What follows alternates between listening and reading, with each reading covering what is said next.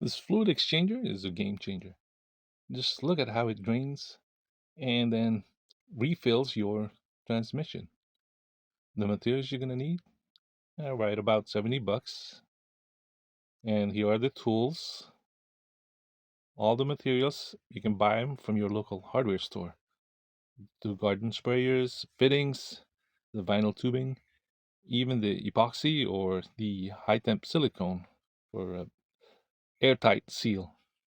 Start off with cutting two 8-foot long tubes, and on the ends you put the clips. So pre-install them. Use the step drill for drilling the jugs. The female fittings, one of them is going to need a pickup tube. Drill the holes. Don't use the factory pickup tube, too restrictive. We're making our own out of excess. It goes inside. Use the fuel pliers. The male goes on the outside, and you hold the male with a wrench. Repeat it.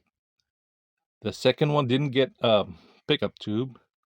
So for the airlines, we're not going to use the factory end fittings. Instead, we're making our own because it's so restrictive also. So use something. And then we're going to interconnect those two. So you want to seal them, both sides. Once it cures, then this is it. It's ready for the job. Bonus, this is the end fitting that I use to service transmission.